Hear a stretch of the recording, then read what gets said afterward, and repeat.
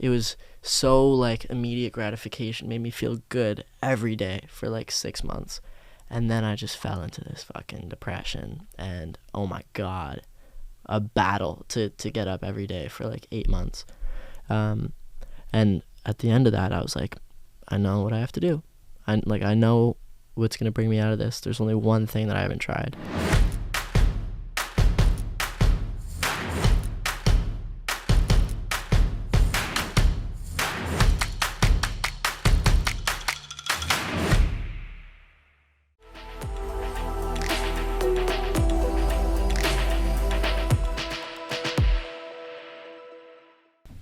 Is your home base? I live in LA now. In LA? Yeah. All right. When did you move out there? Mississauga, man. I went to school with a bunch of kids that went to or from Mississauga and like Vaughan and stuff. Yeah. Did you play hockey? I did, yeah. I went to a hockey school for high school. Oh, which one? It's called Everest Academy. Okay. Nice. They went bankrupt in COVID. Oof. It was whack, actually. From like grade 9 to grade 11, it was the best school ever. It was so sick. Our school was like it was not meant to be a school. It was like a big ass office building that they made into a school, and it was right next to like a Good Life or some sort of it wasn't a Good Life, some sort of fitness thing. Yeah. And we shared a basketball court. And we couldn't really go, but we could sneak in to like use their gym equipment. Yeah. And it was like just floors and floors and floors of machines and ping pong. It was the best. Wow. And then they went bankrupt. And then so I did grade 12 in portables.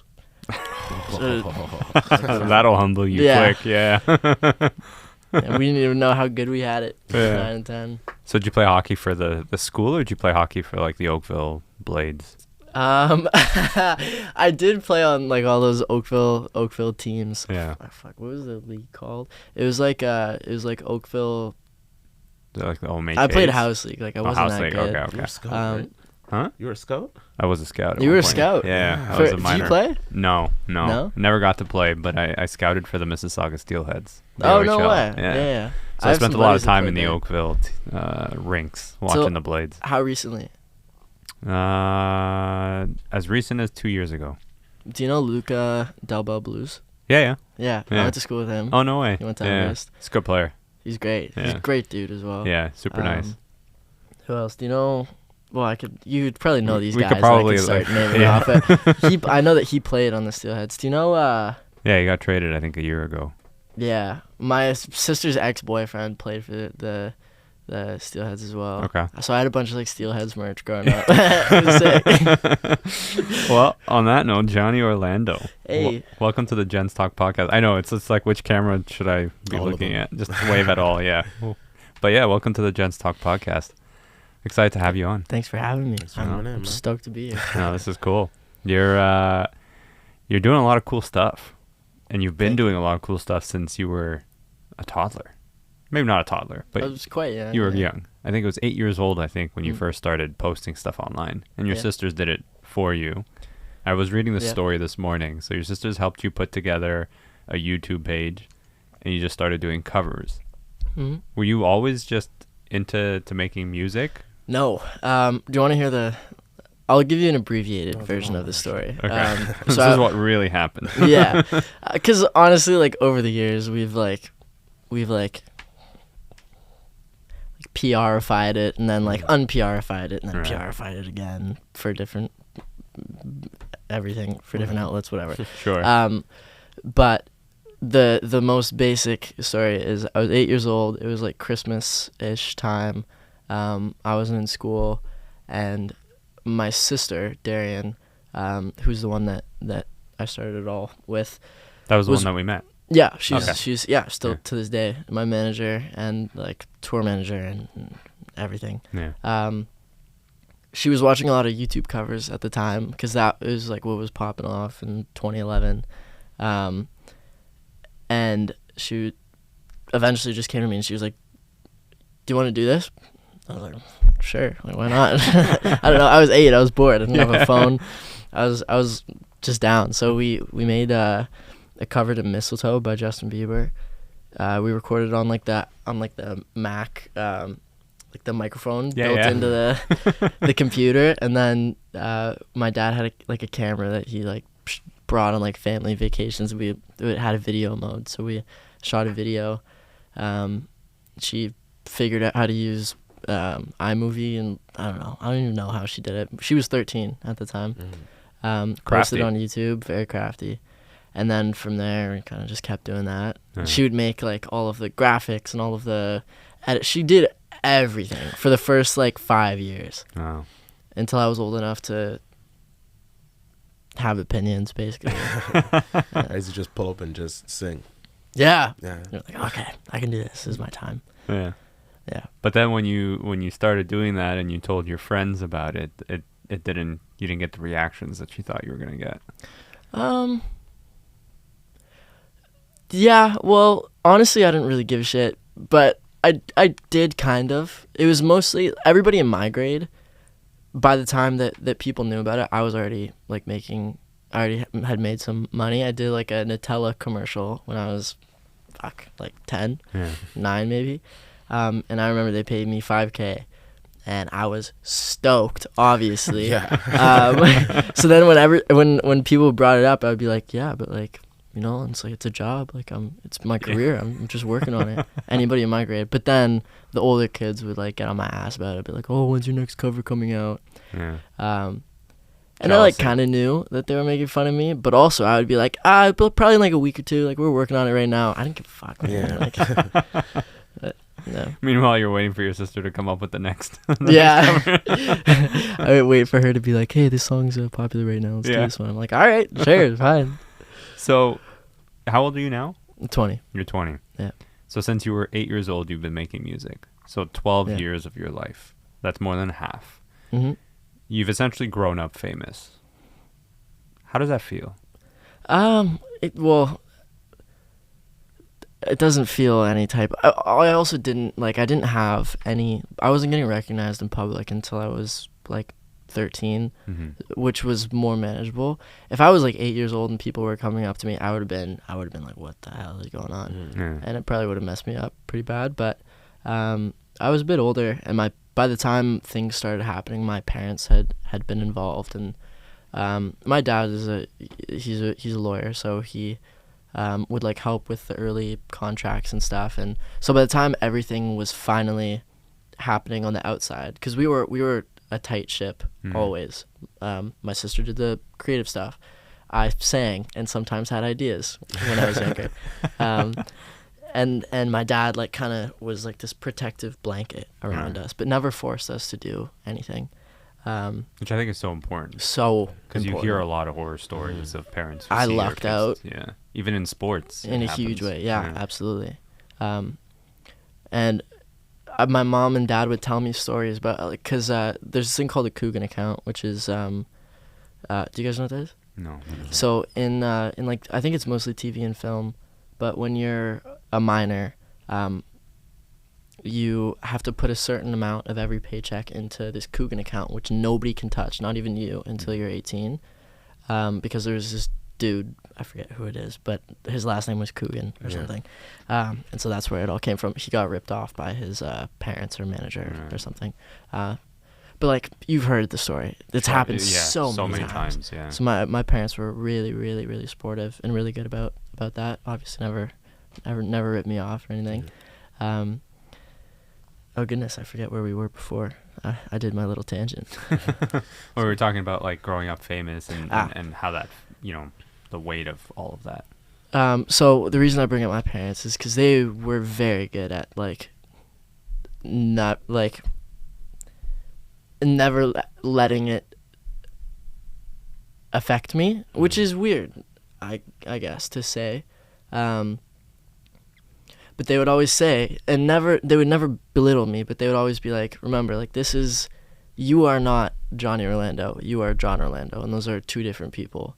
And you have to remember that. Like, when you come home when we're having dinner at night, like, take off the Johnny hat and just, like, be what you've always been. And there was for sure a time when I kind of, when those lines got blurred, I forgot. How do you manage those when it gets blurred? Oh, you figure it out pretty quickly. Yeah. Because you just start doing stupid shit. Like, so it still sometimes happens. Or, like I'll go out with my friends and I'll get a little ahead of myself. And then, like, for the next 2 days, I'm like, fuck, that was bad. Like, I was like, I don't know. I feel like at this point I'm pretty self-aware. And I've always kind of have been in terms of keeping myself contained. But there were a lot of years where my dad would kind of just, like, we'd be doing something, and then he'd come in my ear and be like, relax, just, like, chill a little bit, which I hated. Oh my god, did I hate when he would, the words, what were the words he would say? He would say reel it in, Yeah. or like rein it in. Yeah. And I'd be like, what the fuck are you talking about? Yeah. But it was so helpful. It was. Yeah.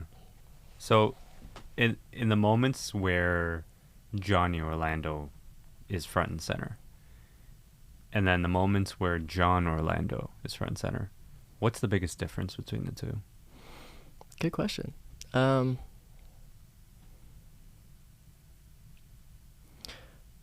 Probably I guess, like, just what it's for. If John Orlando is ever front and center, it's because I'm like, I like have family over, or and I'm like, I don't know, like giving a presentation in class. That's when I don't know. That's when, like, me as a person and not as an artist or a business person, I get to, like, talk to my friends and, like, be like the center of attention and influence people, but without the other stuff. Yeah.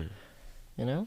I don't know. I'd have to think more about that, I think, to give you a Sure. I mean, we've concise had other answer. artists in here when we've asked a similar question, and they've also had similar responses, where sometimes it's hard to delineate between who's sitting in front of us sometimes. You know what I mean? Like, when does the person behind the persona come out, and when does the persona come out?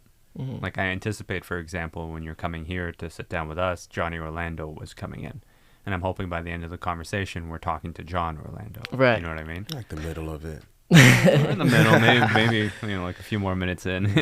I think now that I've thought about it for a second, I don't think John Orlando is ever in. I don't think he's ever front and center. I think that's kind of the point. Like, when I'm at home, nobody's doing anything for me. You know what I mean? Like, my mom isn't. Oh, can I get you anything? Mom, can you give me a glass? Get it your fucking self. Yeah, it's like you're not a big deal. No. In that sense, people just are like, John. you're just John regular. is just a dude. You get to feel regular. Yeah. And, like, I guess normal. Versus, like, the professional that have to be like. Yeah. Yeah. And that's most of the time. Like, the only time, honestly, even right now, for sure, like, I'm posturing a little bit. Like, I know what we're here today to talk about, at least for me and also for you guys. But I always try to be as real as possible. And the only time that I ever have to really, like, turn on a character is when I'm walking onto a stage. Because that's not me. Yeah. I'm not the person who can, like, go crazy in front of a couple hundred people. That's not me. That's the other guy. But otherwise, like, when I'm talking to pretty much anybody, or, like, if I'm trying to impress somebody, then I'll fucking, like, turn it on, you know. But otherwise, like, I'm just a fucking dude from Toronto, man. From Oakville. Oh, okay. Oh, sorry, I forgot about a Toronto Mississauga. podcast. You're not from Shit Mississauga either. So, when you are on stage, I imagine the attention, the energy, there's a high that comes with all of that. What's the come down like? When you're off stage, you just finished, you're wrapping up, you're about to go back home. What happens in that window between that level of high and then sort of coming back down to earth? I've heard people talk about it. I've never really noticed anything super drastic, to be quite honest. For, like, as soon as I get off stage, sometimes I'm like, fuck, I want to do that again right now. Like, I wish we could just I could time travel to an hour ago and we could do that again. But when I'm out there, that's why I'm thinking to myself, enjoy every second of this. You don't know when you're going to do this again. Or since COVID, you don't know if you're ever going to do this again. Anything can happen, man. But no, I feel like, I don't know, maybe that's a product of my parents teaching me to turn things off and I'm not sure. Or maybe because I've lived with it for so long. That was a part of your question that I didn't answer. It doesn't feel any type of way. It's just, it's the reality of waking up, Did your whole family move to LA or just you? That was crazy. It was every time I think about this as like a bit of an older person now, it blows my fucking mind, because who would do that for their kids? So eternally grateful. But so when I was 12, I had about 100,000 subscribers on YouTube. It was my biggest platform at the time. I don't even know how it happened, but everybody knew like LA was like the place to be. And honestly, there wasn't even like, I feel like whenever an app like TikTok comes around, and before that it was Musical.ly, where everybody is in one place, it creates kind of like a community, it creates influencers. But at that time, it was just YouTube. So there were like some influencers. There was like Maddie B. Raps and like Cimarelli and like Connor Maynard and the people that were around back then. But there was no... Connor's a legend. Yeah, he's a legend. Yeah. And he was who I looked up to back in those days. But there was no community. There was nobody for me to go out to LA and hang out with at all. Yeah. We were just we were flying completely blind. My parents they just trusted us. My dad saw how much we loved it, and he's always been a guy to take risks when he thinks the time is right. And it was a huge risk. Was there something that happened that made it obvious that the next logical step was LA? It was just like, we think we should go. We knew that it would probably be good to go, and truthfully, if we didn't do that, I have no idea what would have happened. No idea. No idea where I'd be. I can confidently say that it wouldn't have happened as quickly as it did. Because I moved to LA, and within a year, I was getting 20,000 followers a day on Instagram. And that was because I moved out there. Oh my God, to think of the chain of events as well. This is crazy. I moved out to LA. I was chilling there. I was going to school for a little bit. Some kid DMs me on Instagram. He has like 13,000 followers. I remember this very well. And it's Hayden Summerall. At this point, I had maybe like 60, 70K on Instagram, so I wasn't big either. But he was like, and it was his dad, because he was younger than me, actually. Right. So he was, like 11, and I was 12. And he was like, hey, let's go get milkshakes. And I was like, sure, why not? And I remember, and he's one of my best friends now, is how that story ends. But so through him, I met so many people, and through those people, I met so many people. And then eventually, somebody came to me and was like, hey, have you heard of this new app? It's like kind of blowing up. Like people are just starting to get on it. I'm an ambassador. Like I'll set you up with an account and verification, and we'll get you on your way. It's called Musical.ly. And I was like, no, I haven't, but I'm interested, and I'll try anything because I want to blow up. Was Musical.ly was that TikTok before it was TikTok? Yeah, it was. Okay. That was like the lip syncing, sped up songs. It was like a middle schooler thing. So I blew up on there, and then I went on MagCon, and it all started from my parents. It's crazy when you really think about it. You know, you have a 17-year-old kid and a 12-year-old kid with 100,000 subscribers on YouTube, and you move to LA. Wild. So what's the lesson that you've learned from that whole part of your life? You got to be uncomfortable to make anything happen. I think nothing fun ever happens in your comfort zone. When's the last time you thanked them for moving you to LA? Pardon me? When's the last time you thanked them for moving to LA? We don't really do that in general. We don't say sorry either. You just know. He knows. My parents know. It's a unique relationship. Yeah, it's strange. We don't talk about things like that. Because we just know. Yeah. We spend so much time with each other. We rarely get sappy. We rarely get anything. We just know. Yeah. And You're vibing on a different level. Yeah, Sounds like we're you guys are so in tune we're with very one close another. as a Yeah. family. Yeah. Because we all work together. Our lives are so intertwined that I don't know. There's beef, but like I can't stay mad at anybody for that long. Naturally, there's gonna be some as a arguments personal and thing. disagreements. Yeah. It And happens, also like I'll see you tomorrow. Like what am I gonna do? Yeah. We have work to do. I'm still mad at you. No, we're gonna get this work done. Is what we're gonna do. Yeah. No, that's awesome. So you're in LA now. How often do you come back to Toronto? So, we didn't for a year and a half. After moving to LA. After moving to LA. Okay. So I left halfway through the school year in grade 6. Jeez. Not even summertime, eh? Huh? Not even summertime. No, because it was like, if we're gonna go, we got to do it now. Okay. And the reason for that is my dad was born in the U.S. just by chance. His parents lived there for like a year or something. He was born like 6 months of the way in. So he lived there for 6 months as a baby. So he's technically an American citizen with an American passport. He never had a passport. He never claimed it until we were going to start the process to moving. Yeah. And so one of the biggest reasons why we moved when we did is because of U.S. citizenship. So I'm a U.S. citizen, and I have been since I was like 13. Yeah. But when you inherit it through your parents, because we basically got a speedy process because my dad's American, Right.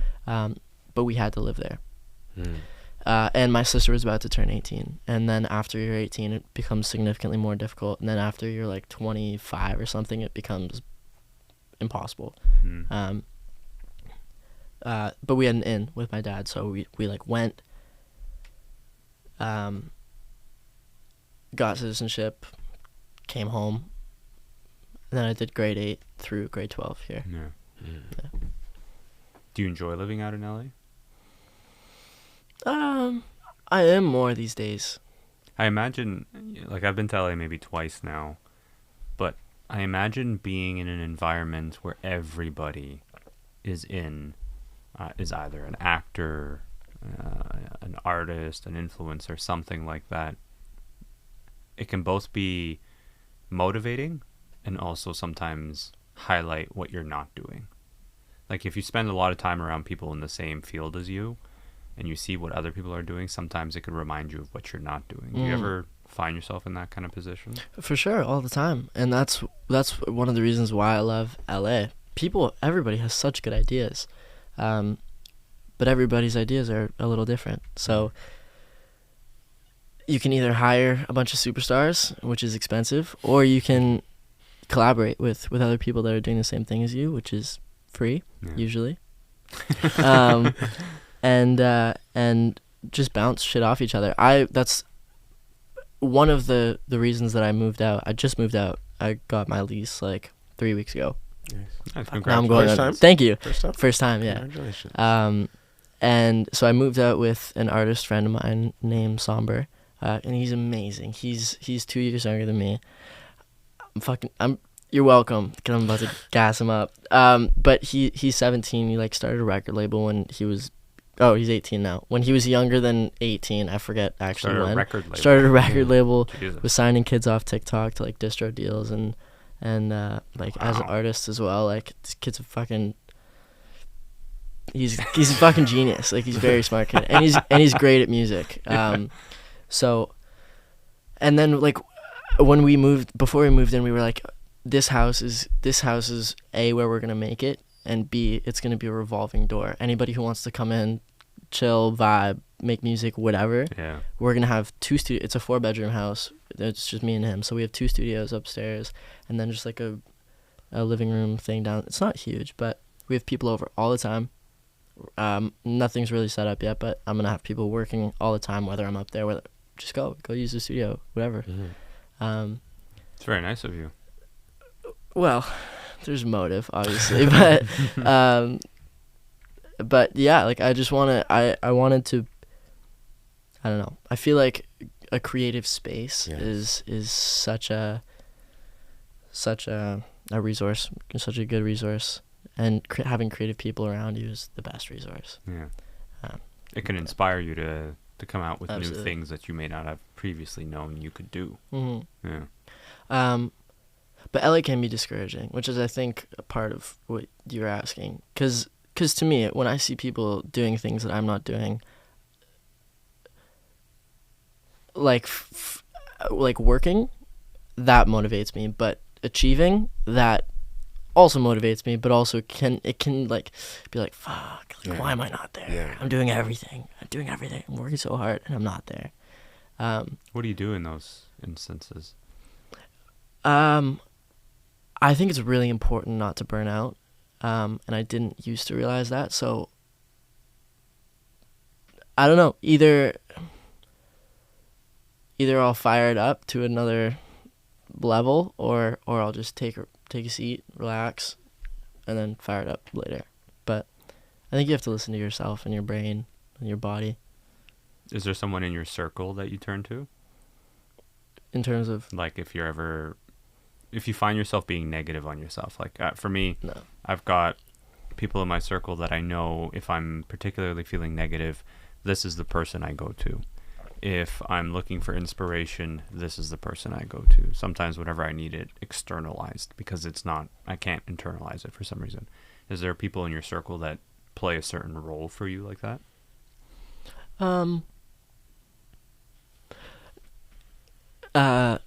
It's definitely not as well thought out as what you said, but probably. My first answer was no, but that's probably not true if I think about it.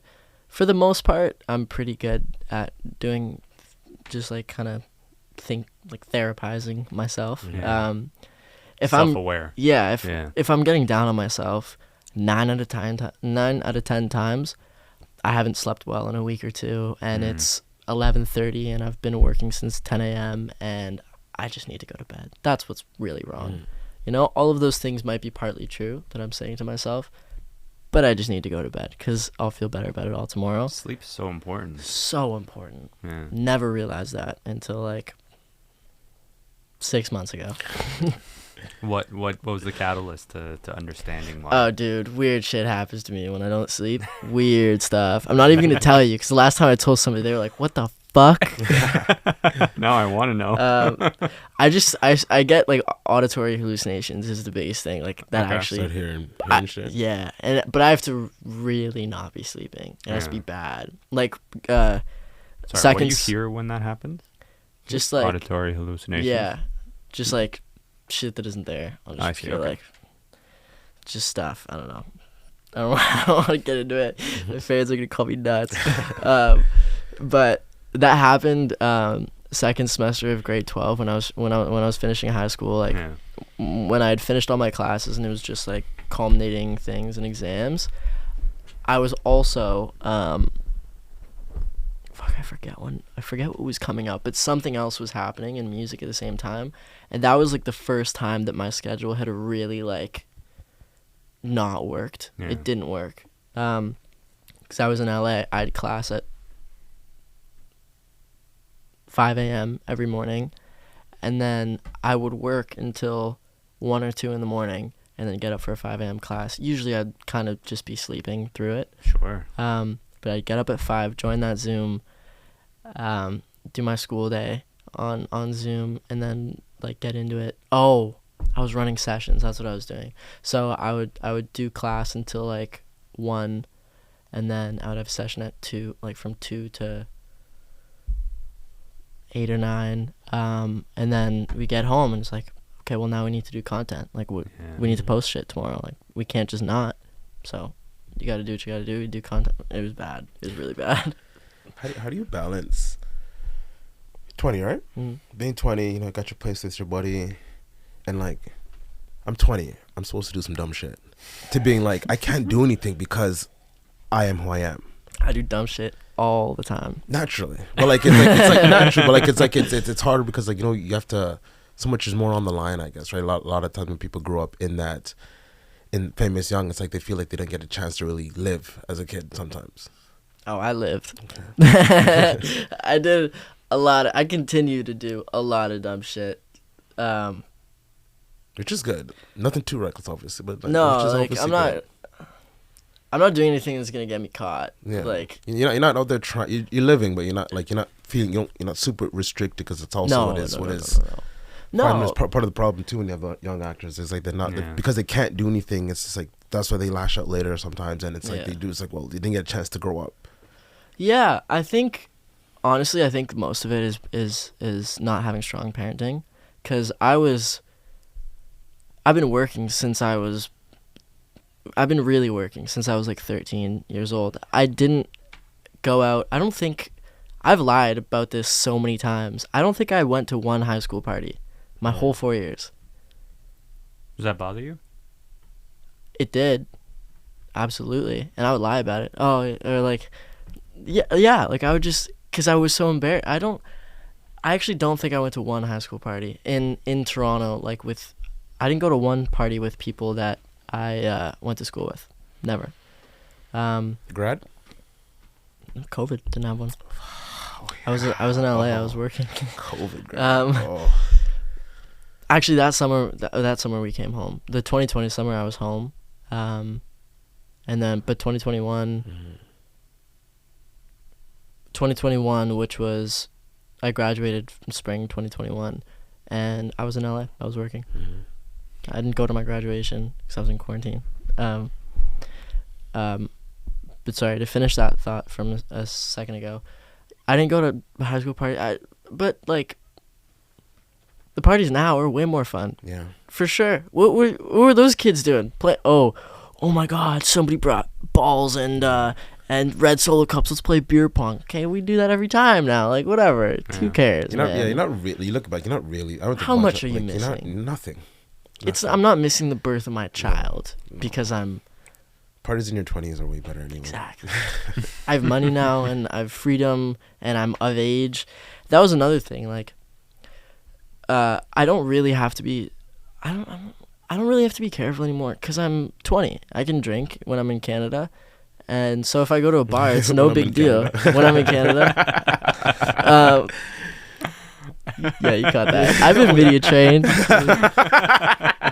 No, I don't promote underage drinking. So when I'm in Canada, we'll go to a bar and we'll just have a good time. And I can do that now. Like any other 20-year-old. Yeah, I think I snuck into one bar underage. Like actually one time. I've lied about that a lot as well to my friends. As everybody. Like as yeah. That's what underage does. Yeah. I feel like I also felt like I should be partying because I was I was doing shows and whatever. I had fans and stuff, but like when I got home, I just stayed home. Yeah. I don't know. High school was super weird. That was a really weird time. But no, I don't feel like I missed out on anything. Was it weird because you were gaining notoriety, and then you went into high school where you've got people who weren't, like they treated you differently because of it? No, because that had been happening. By the time I got to high school, I was used to that. Right. And also, like, that only really lasts, like, 2-3 weeks. That is, like, when I came to the school, the first day, it was super weird. People were, like, kind of... I remember walking... We had, like, an orientation in the... I was so nervous. Oh, my God. That was the most anxious I've ever been in my life, was that opening, like, ceremony. They took us all into the caf. The principal got up, started talking, and, like, people were, like, looking a little bit. And then when we were walking back from the caf to the class area, people were kind of, like... following, but not really, but they were following. Yeah.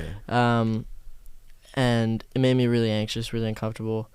And then, but people also wanted to be my friend, and there weren't that many kids at the school. So basically everybody that I could have made friends with came up to me on the first day and introduced themselves, which was great.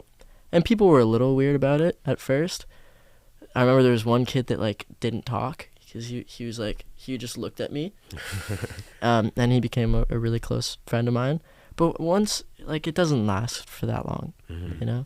It's not really that big of a deal. I'm just a dude. Yeah, it's never that big of a deal. However, intrinsically, high school was hard.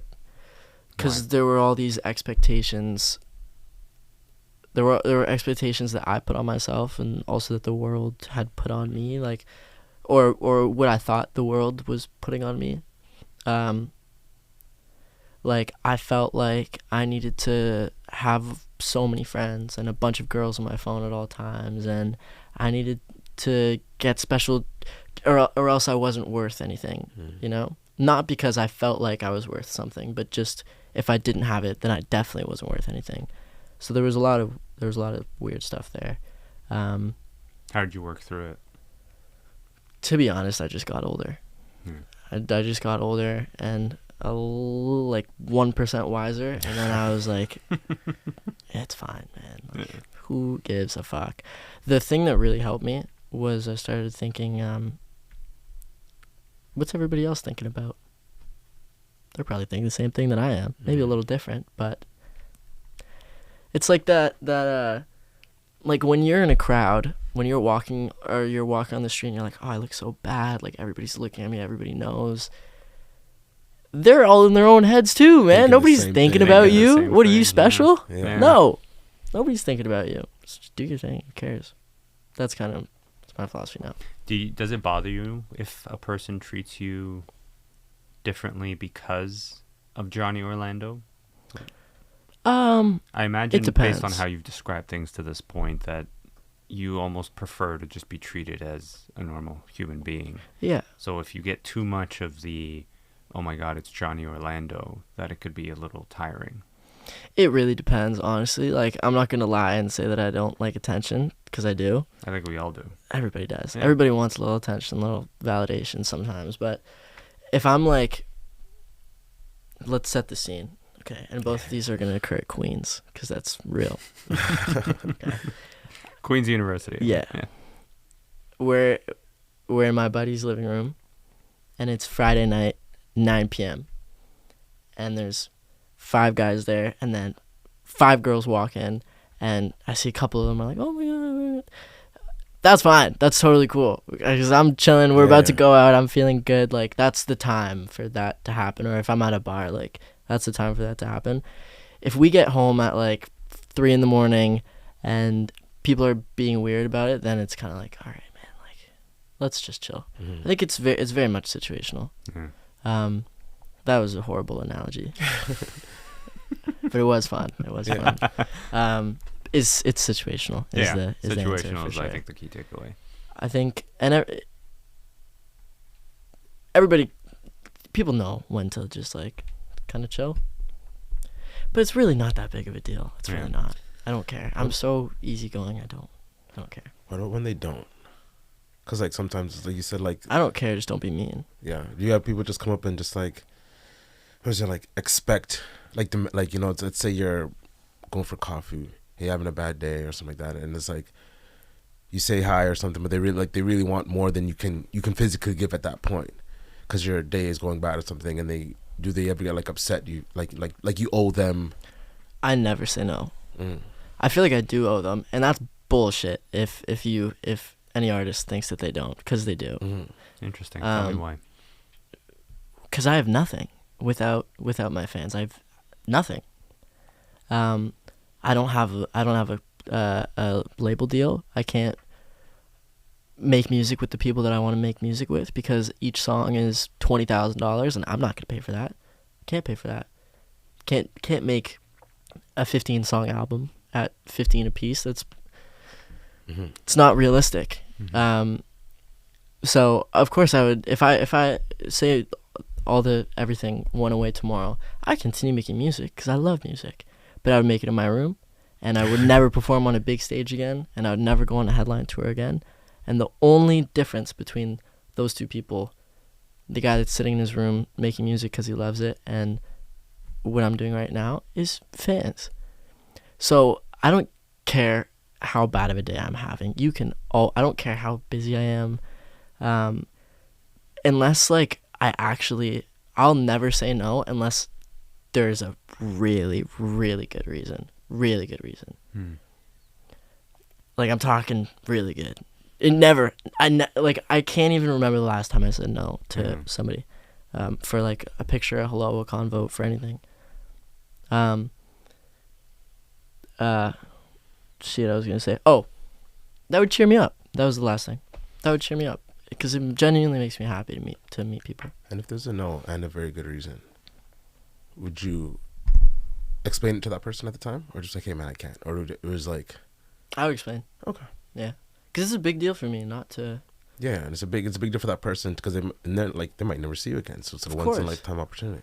My dad always says to me, and my vocal coach always says this to me, but about performing. Excuse me. My dad always says, when you're in a meet and greet, and like sometimes these meet and greets are pretty brutal because you'll be standing in front of a thing with a hot ass light on you for like 2.5 hours, and it's like a train of people. It's a train of people. Hug, how are you? Like repeat, and I try to keep it interesting, but I never get like crabby or upset because my dad says to me like, sure, it might be the last person in line. You've met 249 people, and this is 250. But this is the first time that girl's meeting you, and maybe the only time that she'll ever meet you. Or maybe she saved up for 6 months, or her parents saved up for 6 months, and this is a big deal. This could be her birthday and Christmas present and next year's birthday. You have no idea. So she better get the same experience that the first fan and the 75th fan and the 100th fan got. Otherwise, I'm not doing my job. I'm not doing my job right. That's beautiful. I really like that. Yeah. He's good at that stuff. He's really good. And my vocal coach says the same thing, because I'm jet lagged and I'm pissed because of this and that, but everybody in that audience is walking away with not why you didn't do your best. They're walking away with you didn't do your best. You know.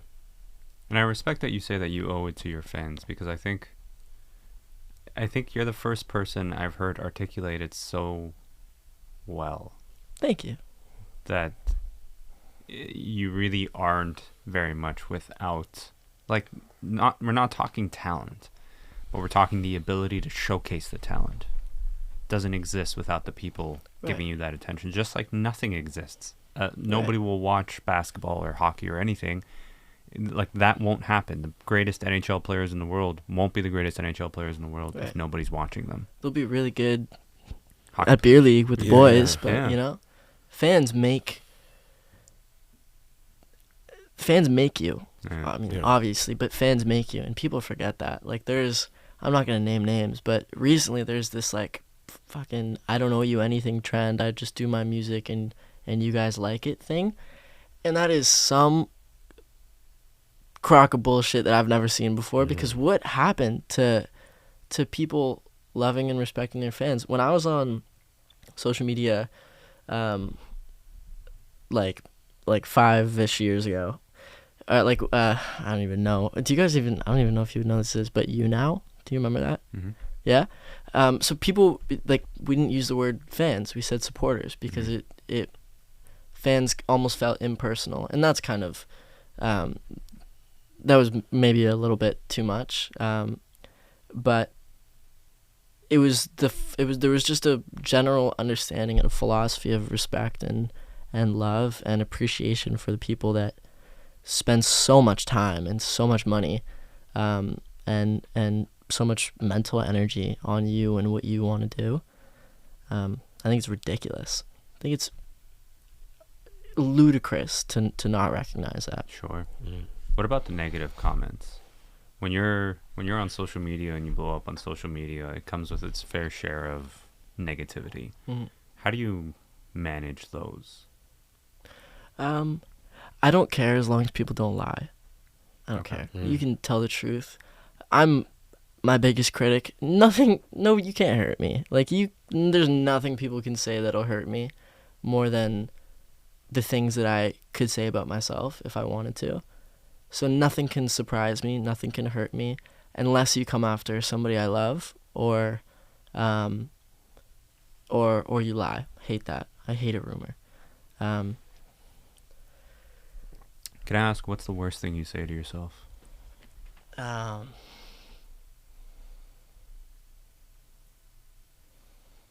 The worst thing I say to myself, this is fucked. I've never told anybody this, actually. It's really not that bad, but like the implication of it is just soul crushing. I remember when I did, this started in would have been like 2nd or 3rd grade. I did track and field at my school, and there was this kid that would always come in first place. Always. I was a good runner. I was short, but I was a good runner, and I did everything. I did like 100 meter, 800 meter, 1500 meter.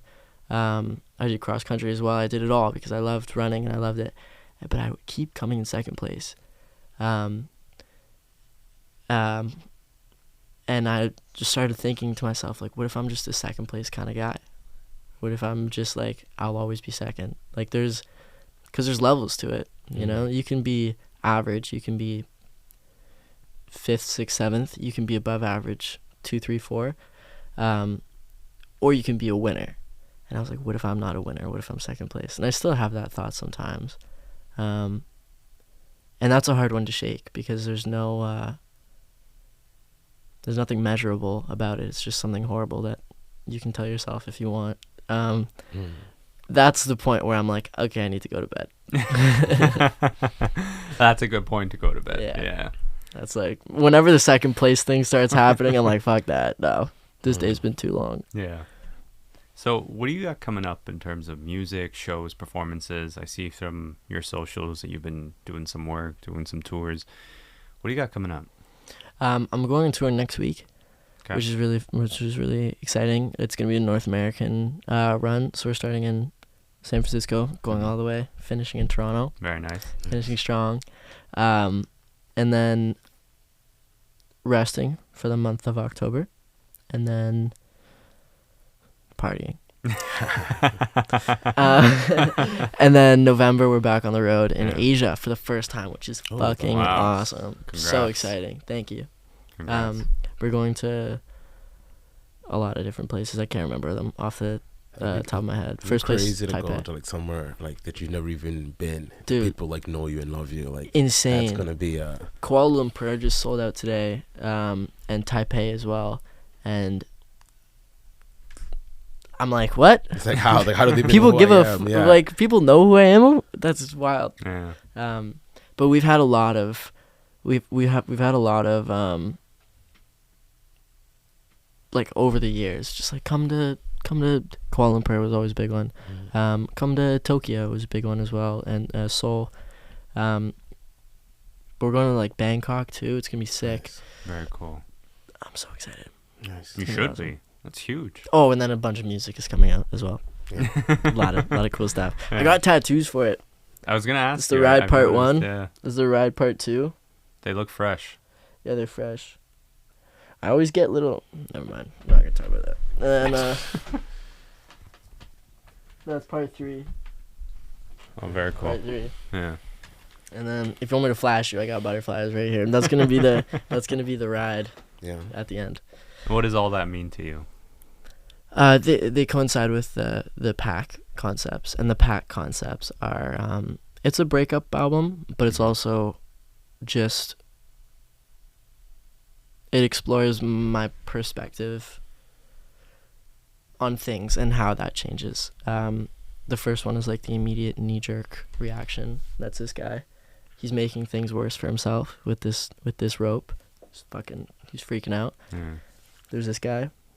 He thinks he's going full steam ahead, but he's about to run into a brick wall, more or less. You got the rope in there.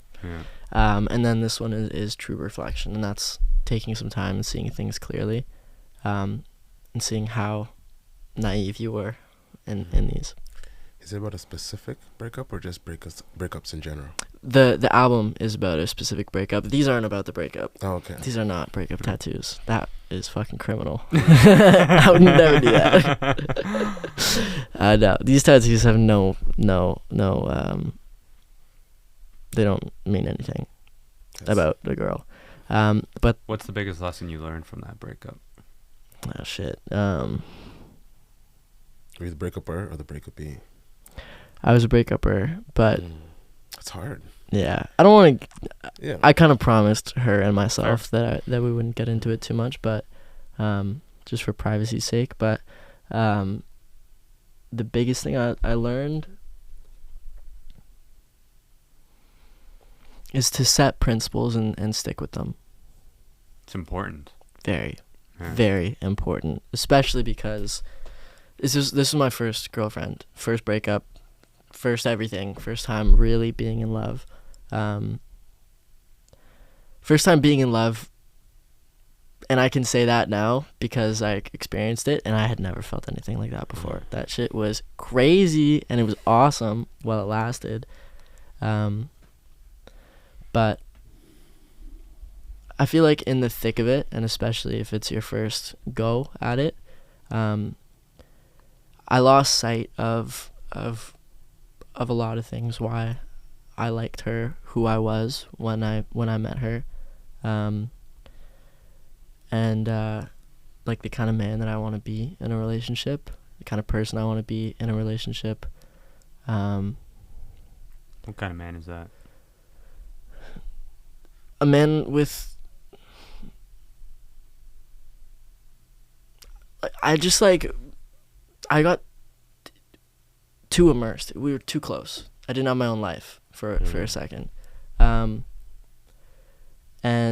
that was what I wanted at the time. That's what we wanted at the time. But it was a mistake.